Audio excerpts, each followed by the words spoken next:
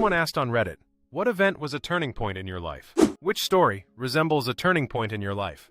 Express your opinion in the comments. Store 1. I've been in a relationship with a guy I thought I loved for over 6 years. About a year ago, I realized I was starting to fall out of love with him. But I had invested so much in the relationship that I felt trapped. I have 2 kids, and he didn't treat them well at all. If he were here right now, he'd probably say something different, but the truth is he wasn't around much, and he was often angry with them. He was a guy who never wanted kids but bragged about taking care of his own child who lived in another state. Whenever that child came to visit, the novelty would wear off after a few days, and he'd leave the kid sitting in front of a computer. Last year, things took a turn for the worse.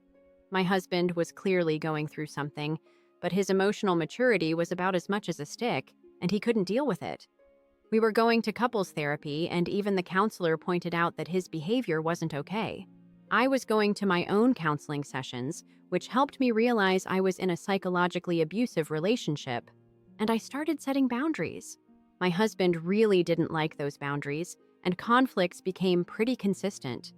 He was purposely triggering panic attacks. In January of last year, just 2 weeks before our honeymoon, he had a psychotic break because he got angry that I wanted to say goodnight to my kids. I ended up in the hospital. I had really started to grow distant from him. We celebrated our anniversary in July, and just 2 days later, he decided to pick a ridiculous fight. He was looking for a reason to argue. He lost that argument because it was unbelievably unnecessary, and then he threw a fit just to stay at his mother's house with his son. After that, he put up a wall between us. I was actually relieved he left. My kids and I could finally breathe again. We did try couples therapy one more time, but he didn't acknowledge how wrong his behavior was. He made up conversations and denied things, and I had to tell him I recorded our talks because he was so good at manipulating me into thinking what he was saying was true. It turned out none of it was. He had another meltdown and said he wanted a divorce. Then he blocked me again. That summer, he put a lot of psychological pressure on me. Thanks to him, I was already dealing with heart palpitations. I had been hospitalized twice due to my heart issues. In September, I had a non-epileptic seizure because of the stress.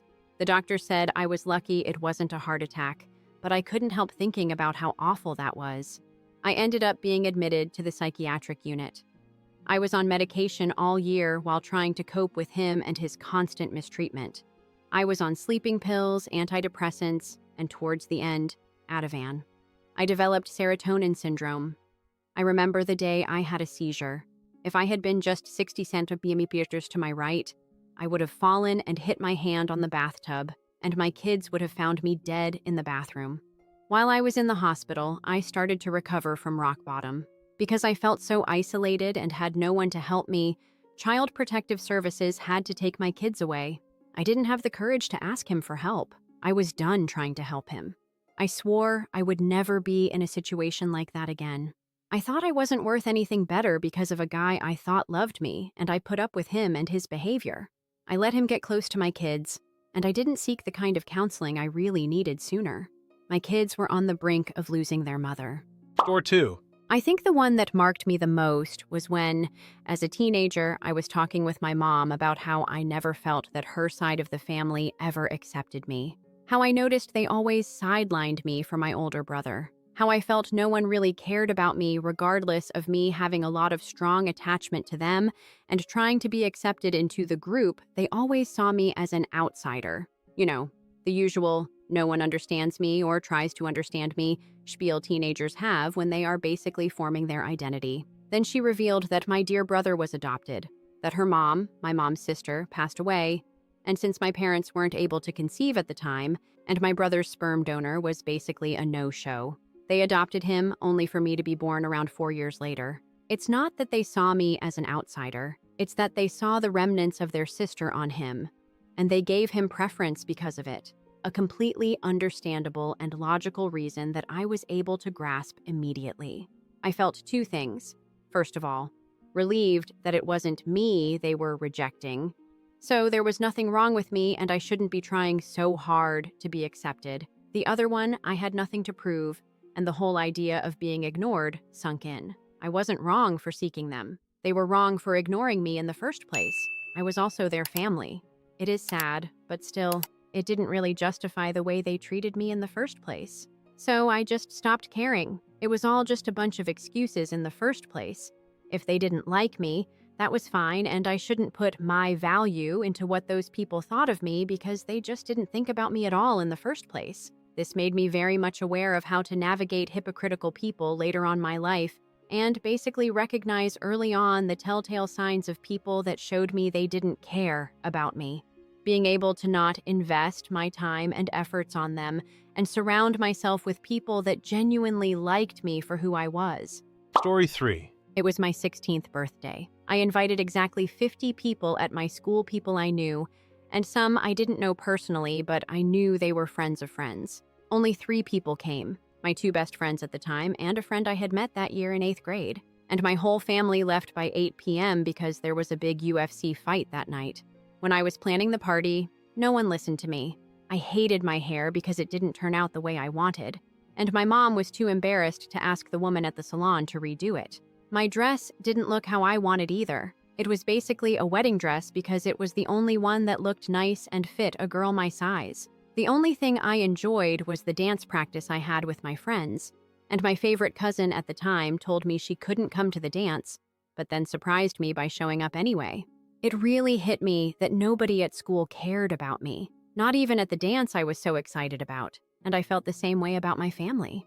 Now I'm 25, and that feeling hasn't really changed. Nobody in my family talks to me, and out of the 3 friends who came to my party, only one still actively talks to me. Story 4. I must have been robbed at around 15 or 16 years old. Besides the pure fear of almost having a stroke during the incident, which I really thought could happen, I believe it fundamentally changed me. At first, I felt a lot of emotions, especially dealing with the fact that there was nothing I could do at that moment. After I calmed down, I decided to work really hard to get out of the country, so I would never face those issues again. I tried to make the best out of that situation. Consciously or unconsciously, it shifted my perspective on the world. I think about the future a lot, but I also embrace a lot of moments in the here and now, so I dive into exciting and crazy adventures as much as I can. I claim my freedom, and I don't really compromise with anyone because I feel like I could just walk away if I wanted to. The sad part is that I've become a lot less empathetic toward people. It's not because I'm a bad person, but I used to care a lot more about others and the overall good, while now I always put myself first. Story 5. The story revolves around the premature birth of my 5th grandchild at 22 weeks, weighing only 1 pound, 1 ounce. He was so tiny. On his first night in the NICU, the nurse taking care of him told us that the baby would do everything he could to survive, but if he didn't make it, she reminded us that he'd done his best to fight for his life. No other event has divided my family more than his birth. My then husband, my oldest son, and his wife, my dad, and my stepmom were all hesitant to visit the baby or the mother in the hospital. They kept saying things like, "What if something happens?" Or worse, they didn't even have the courage to look at that tiny baby because they thought he might have some severe condition or something like that. I found all this ridiculous and made it my mission to visit the baby a few times a week. I couldn't go every day, but I tried to visit every other day. When I was there, I couldn't do much.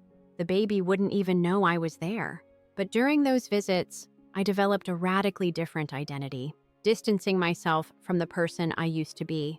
Instead of being naturally pessimistic and a doomsayer, I started living a life filled with hope and optimism. I faced some deep-seated behavioral issues, reorganized my life, and changed my perspective. If my grandson saw life as worth fighting for, I felt the same way.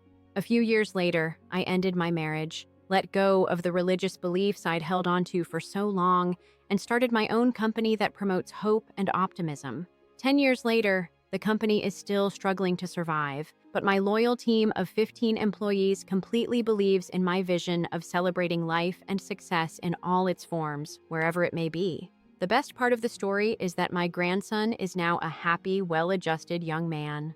Story 6. When I was 15, my dad was arrested for physically approaching a minor. This was the last straw for my mom. She moved out with my brother and me and filed for divorce. Before all this happened, I used to deny how bad my dad really was. He never laid a hand on me, but he was verbally abusive. Our home was never quiet when he was around. Well, the first few years after leaving home were pretty tough. My dad was inconsistent at best with sending child support, and my mom's job didn't pay well either. However, being in a much healthier emotional environment was a huge deal for me. Less than 3 years after my arrest, I lost over 100 pounds because I was finally able to take care of myself, and I actually cared about doing it. I definitely have a higher self-esteem now than I did in my childhood. Once in a while, something clearly related to the trauma comes up, but I'm so much better at handling it now than I was over 20 years ago. If you have a story you would like to share, please share it with us in the comments. Also, subscribe to my channel for more Reddit stories like this, and don't forget to turn on notifications. Take care, friends.